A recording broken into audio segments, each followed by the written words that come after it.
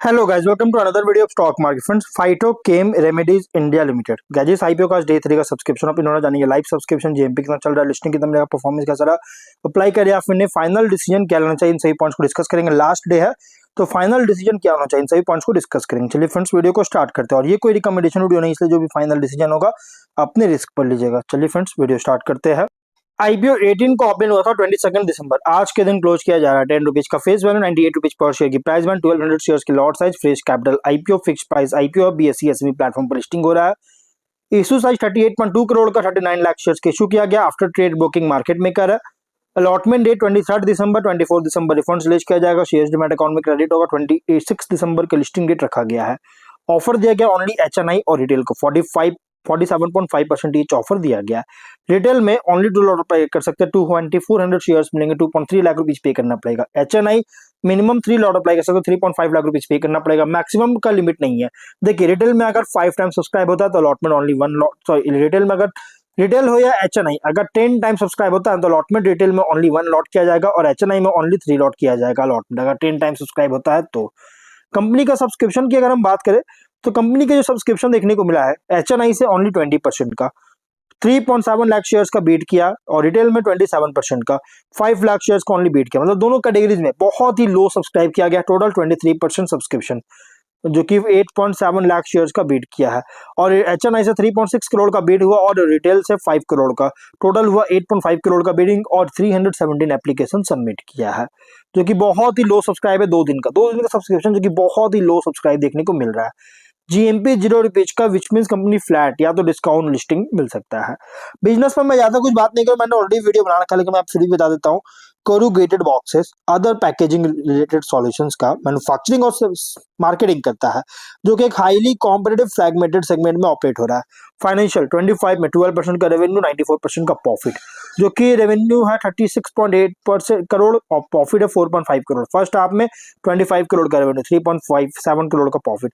Company का financial अगर देखा जाए तो टॉप एंड बॉटम ने इंक्रीज किया, बट बॉटम लाइन 25 से सरप्राइजिंग बूस्ट हुआ है, जो कि सस्टेनेबिलिटी का कंसर्न रेज कर रहा है, डाउट क्रिएट कर रहा है, क्योंकि हाईली कॉम्पिटिटिव फ्रैगमेंटेड सेगमेंट में ऑपरेट हो रहा है।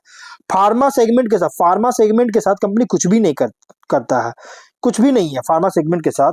मतलब रिलेशन जो सीधा डायरेक्टली रिलेशन नहीं है फार्मा सेगमेंट के साथ, बल्कि प्रोडक्ट्स जो है कुछ फार्मा कंपनीज को सप्लाई करता है।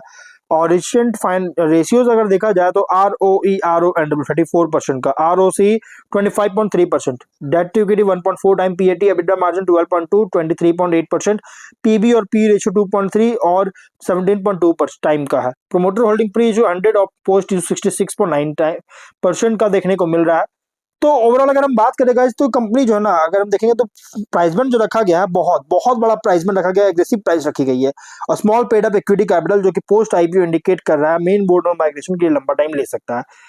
ऑब्जेक्टिव क्या है? इक्विपमेंट मशीनरीज के परचेज में कैपेक्स रिक्वायरमेंट करना, कैपेक्स करना चाहता है, उसके लिए फंडिंग चाहिए। कैपेक्स रिक्वायरमेंट है, सिविल कंस्ट्रक्शन करना चाहती है, loan repayment, general corporate purpose के लिए फंडिंग चाहती है, इसके लिए आईपीओ लेकर आया है। तो ओवरऑल जो आईपीओ ना, अगर हम देखेंगे तो थोड़ा रिस्की आईपीओ है।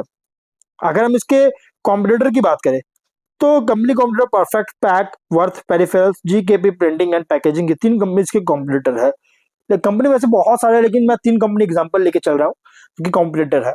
और स्वॉट में अगर देखिए तो स्ट्रेंथ में जो कंपनी ऑपरेट कर रहा है, जिससे कंपनी जो इंग्रेडिएंट्स का यूज होता है, फार्मास्यूटिकल्स, न्यूट्रास्यूटिकल्स, कॉस्मेटिक्स और वेलनेस प्रोडक्ट्स, इसमें सप्लाई करते हैं सभी को। और प्रोडक्ट पोर्टफोलियो अलाइंड है, जो कि नेचुरल, हर्बल और प्लांट डिराइव्ड फॉर्मुलेशंस का डोमेस्टिक और एक्सपोर्ट मार्केट्स में, इसके लिए डिमांड ग्रो कर रही है। इसके साथ प्रोडक्ट लाइन किया गया है। वैल्यू एडेड एक्सट्रैक्शन फॉर्मुलेशन में भी जो प्रेजेंस है, क्योंकि कोई रॉ हर्ब ट्रेडिंग के अलावे, जिससे relatively better margin potential offer करती है। और सोर्सिंग नेटवर्क जो है ना, मेडिसिनल प्लांट्स का, हर्ब्स का एस्टैब्लिश्ड कर चुका है, जिससे रॉ मटेरियल सप्लाई की कंटिन्यूटी को सपोर्ट कर रहा है। रेगुलेटरी कॉम्प्लायंस है, क्वालिटी स्टैंडर्ड्स, जो कि इंपॉर्टेंट है, इंपॉर्टेंट एंट्री बैरियर इंपॉर्टेंट होता है, जैसे एंट्री बैरियर्स है इस सेगमेंट में, और इससे ऑर्गेनाइज्ड प्लेयर से बेनिफिट मिल रही है। और वीकनेस अगर देखें तो ऑपरेशन बहुत ही, स्किल जो है ऑपरेशन का बहुत छोटा है, जिससे बड़े बड़े कंपनीज से ये एक वीकनेस है। और डिपेंडेंस जो है अवेलेबिलिटी, क्वालिटी और प्राइसिंग को लेकर मेडिसिनल प्लांट्स का डिपेंडेंस बहुत ज्यादा रॉ मटेरियल सोर्स करता है, जिससे एक्सपोज हो सकता है सीजनलिटी और एग्रीकल्चरल रिस्क के कारण।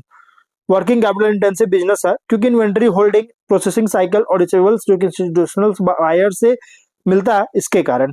और रेवेन्यू कॉन्सेंट्रेशन रिस्क है, अगर सेल्स जो है ना लिमिटेड नंबर ऑफ कस्टमर्स और एक्सपोर्ट मार्केट्स पर डिपेंडेंट है, और अगर ये जो लिमिटेड नंबर ऑफ कस्टमर्स है इससे अगर थोड़ा सा डाउनफॉल होता है तो रेवेन्यू बहुत ज्यादा जो है सो गिरावट आ सकता है।